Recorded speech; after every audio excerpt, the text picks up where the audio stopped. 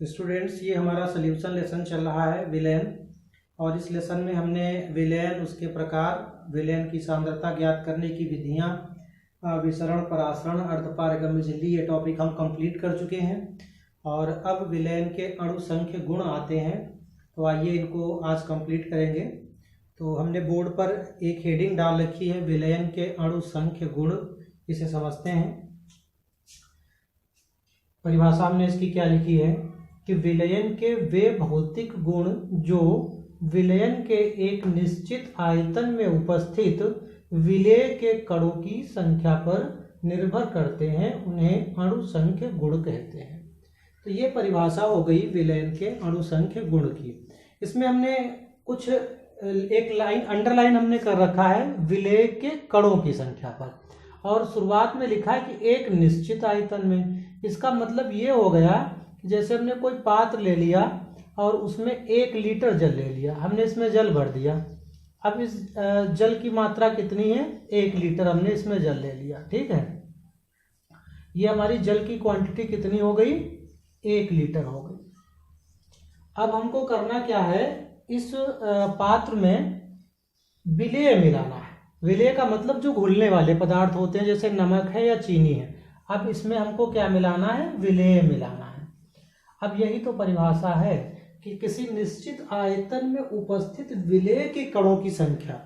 अब कितना हमने विलेय पदार्थ मिलाया है, बस इस कम मिलाएंगे विलयन में तो विलयन तनु होगा, और अगर विलेय ज्यादा मिला देंगे तो विलयन सांद्र हो जाएगा। तो अब विलेय के कणों की संख्या पर जो गुण निर्भर करते हैं, उन्हें हम अणु संख्य गुण कह देते हैं। तो अणु संख्य गुण की परिभाषा क्या हो गई कि विलयन के वे गुण जो विलेय के कणों की संख्या पर निर्भर करते हैं, उन्हें अणु संख्य गुण कहते हैं। और ये निम्न प्रकार के होते हैं। ये 4 प्रकार यहाँ पे दिखाए गए हैं। नंबर 1 पहला क्या है? वाष्प दाब का अपेक्षिक अवनमन। दूसरा है क्वथनांक का उन्नयन। तीसरा हिमांक का अवनमन। और चौथा जो है ये परासरण दाब है। तो इन्हें समझते हैं। ये हमारी वाष्प दाब का अपेक्षिक अवनमन, ये पहली हेडिंग है, इसको समझते हैं। वाष्प दाब का अपेक्षिक अवनमन, इसको लोअरिंग ऑफ वेपर प्रेशर कहते हैं। वेपर प्रेशर का घट जाना, उसमें कमी हो जाना, और कमी को ही हम क्या कह देते हैं? अवनमन कह देते हैं। तो सबसे पहले इसकी परिभाषा को समझते हैं। किसी विलयन के वाष्प दाब का अवनमन शुद्ध विलायक के वाष्प दाब के अवनमन, शुद्ध विलायक के वाष्प दाब के अवनमन के अनुपात को वाष्प दाब का अपेक्षिक अवनमन कहते हैं। तो किसी विलयन के वाष्प दाब का अवनमन और शुद्ध विलायक के वाष्प दाब का अवनमन, 2 चीजें यहाँ पे बताई गई हैं। पहली क्या बताई गई है? किसी विलयन के वाष्प दाब का अवनमन। दूसरी बात बताई गई है शुद्ध विलायक के वाष्प दाब के अवनमन, और इनके अनुपात को क्या कहते हैं? वाष्प दाब का अपेक्षिक अवनमन कहते हैं। इसको समझते हैं।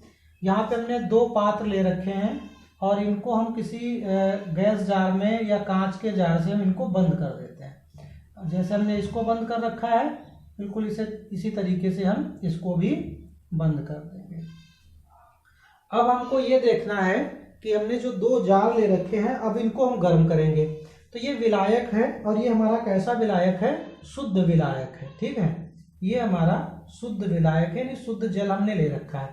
अब जब जल होगा तो उसकी सतह पर बहुत सारे अणु होंगे, और जैसे हम इसको गर्म करेंगे तो ये जो जल के जितने भी मॉलिक्यूल हैं, ये सब वाष्पित होकर के और यहाँ ये जार में सब इकट्ठे हो जाएंगे। इसका मतलब ये है कि यहाँ पर अणुओं की संख्या ज्यादा, अर्थात संपूर्ण विलयन के ऊपरी पृष्ठ से अणु वाष्पित होंगे। यानी ये जितने भी मॉलिक्यूल हैं, ये सारे अणु वाष्पित होंगे और ये ऊपर चले जाएंगे। और जबकि विलयन में 2 चीजें होती हैं, एक तो विलेय होता है और एक विलायक होता है। विलेय और विलायक 2 चीजें हो गई।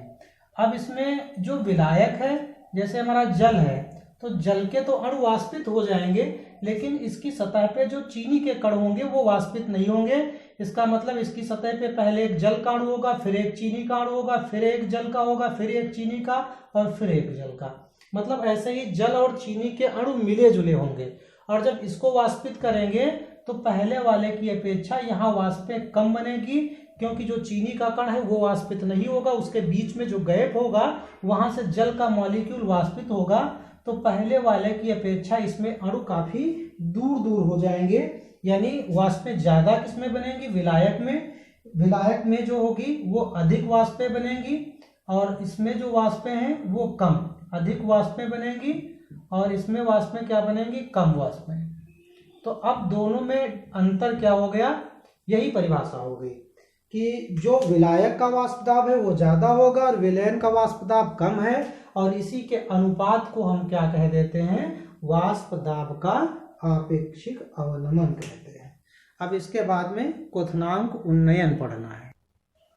तो ये हेडिंग है हमारी क्वथनांक उन्नयन। क्वथनांक आप लोग जानते हैं वह ताप जिस पर कोई द्रव उबलने लगता है उसे क्वथनांक कहते हैं, और क्वथनांक उन्नयन समझना है, और उन्नयन का मतलब होता है बढ़ जाना। तो क्वथनांक कुछ कंडीशन में बढ़ जाता है जिसे हम क्वथनांक उन्नयन कहते हैं। आइए इसकी परिभाषा को समझते हैं। किसी अवाष्पशील विलेय को विलायक में घोलने पर विलायक के क्वथनांक में जो वृद्धि हो जाती है उसे क्वथनांक उन्नयन कहते हैं। इसे डेल्टा टीबी से प्रदर्शित करते हैं, और यहाँ पर एक सूत्र दे रखा है delta TB equal to T2 minus T1।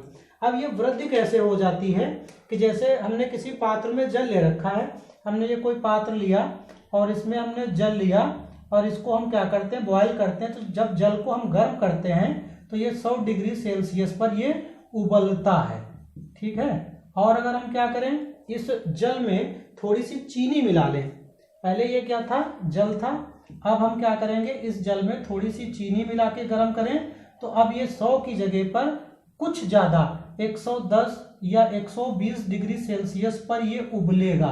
पहले ये 100 पे बॉयल हो रहा था, अब इसका टेम्परेचर कुछ बढ़ जाएगा, 110, 115, 120 कुछ भी हो जाएगा, यानी इसके टेम्परेचर में वृद्धि हुई, और जो ताप बढ़ा उसे हम क्या कह देंगे, क्वथनांक उन्नयन, ठीक है। कुछ तो टेम्परेचर बढ़ेगा ही बढ़ेगा। जैसे भी हमने एग्जाम्पल से समझाया कि पहले 100 था और बाद में कितना हो गया 110, और पहले कितना था 100, तो टोटल डिफरेंस कितना आया 10 डिग्री सेल्सियस। तो ये 10 डिग्री सेल्सियस क्या हो गया, क्वथनांक उन्नयन। अब हिमांक अवनमन को समझ, तो यहाँ पे हमने हिमांक अवनमन की परिभाषा लिख रखी है, आइए इसको समझते हैं। जब किसी विलायक में कोई अवाष्पशील विलेय मिलाते हैं तो उसके हिमांक में कुछ कमी हो जाती है जिसे हिमांक अवनमन कहते हैं, और इसे डेल्टा टीएफ से प्रदर्शित करते हैं। तो ये हमारा हो गया हिमांक अवनमन।